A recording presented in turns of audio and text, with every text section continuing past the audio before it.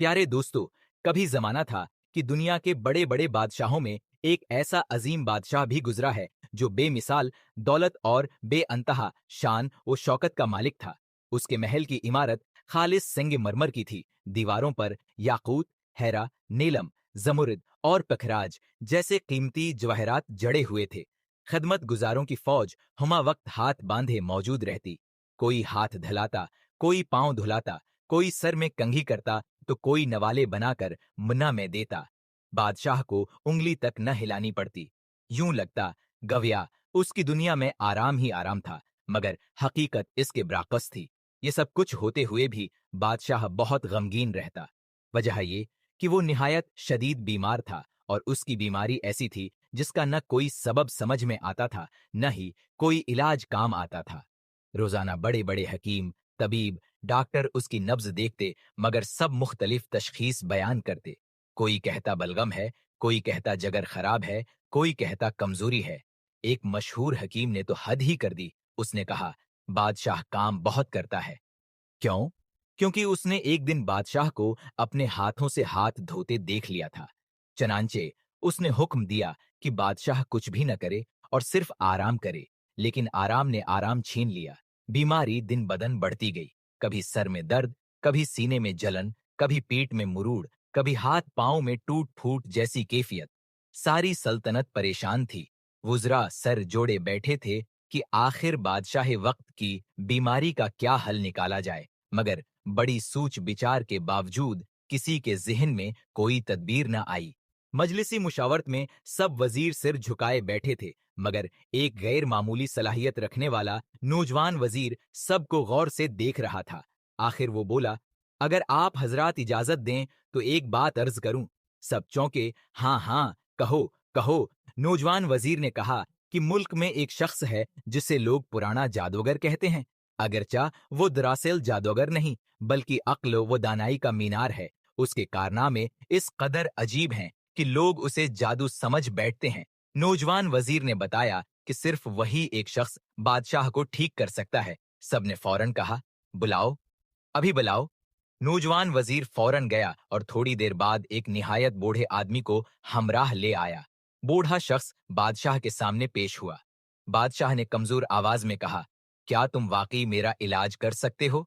बूढ़ा बोला, जहां पनाह, 2 रोज में आप तंदुरुस्त हो जाएंगे, बगैर दवा के, बगैर नब्ज देखे। बादशाह हैरान, फिर इलाज कैसे होगा? बूढ़े ने राज खोला। शाही बाग की जमीन के नीचे सदियों पुराना सेहत का जादुई छल्ला दफन है।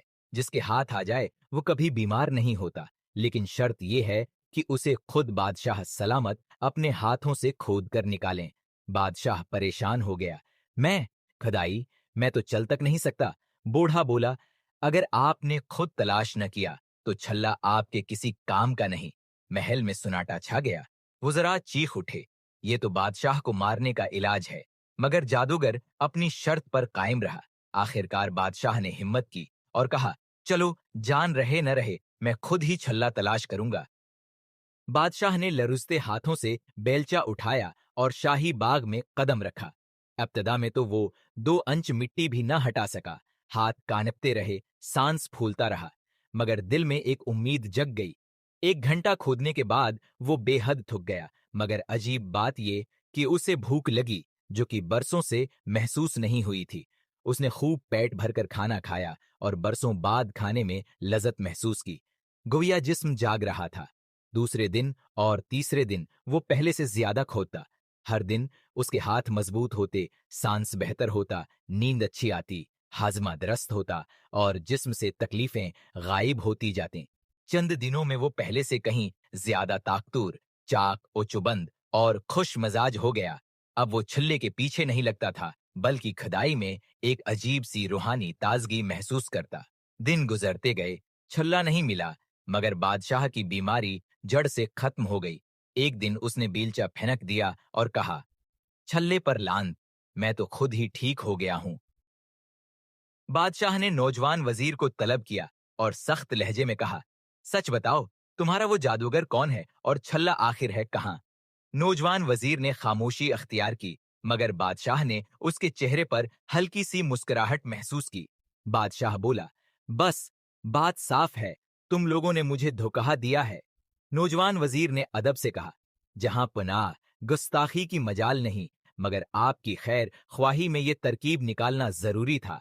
आपका असल मर्ज कोई जिस्मानी नहीं था, बल्कि बीकारी थी, कुछ न करना, जिस्म को हरकत ना देना, हर काम दूसरों के हवाले कर देना, उसी ने आपको बीमार किया था। फिर वजीर ने सारा राज खोल दिया। जिसे जादूगर बनाकर पेश किया गया, वो दरअसल महल का एक खादिम था। दाढ़ी नकली थी, छल्ला सिर्फ एक बहाना था। असल मकसद ये था कि बादशाह को मेहनत पर मजबूर किया जाए और मेहनत ही उसकी दवा थी। नौजवान वजीर बोला, जहां पनाह, मेरा सिर हाजिर है, चाहें तो सजा दें, मगर जो कुछ क्या आपकी सेहत के लिए क्या। बादशाह गुस्से में था, कभी हुक्म देता कि वजीर को निकाल दिया जाए, कभी कहता उसे सजा दी जाए। मगर कुछ देर बाद बादशाह ने सोचा, उसे सजा देना नाइंसाफी होगी। नीयत उसकी सही थी और मैं वाकई शफा पा चुका हूं। बादशाह ने नौजवान वजीर को न सिर्फ मुआफ किया, बल्कि उसे वजीर आजम के मनसिब पर फाइज कर दिया। बाकी सब वुज़रा उसके सामने मांद पड़ गए। उस दिन से बादशाह ने फैसला कर लिया कि अपना काम खुद करेगा, जिस्म को हरकत देता रहेगा, बेअमली और आराम पसंदी को बीमारी समझेगा, और यूं वो हमेशा सेहतमंद और खुश रहा। आखिरकार बादशाह को ये हकीकत समझ आ गई कि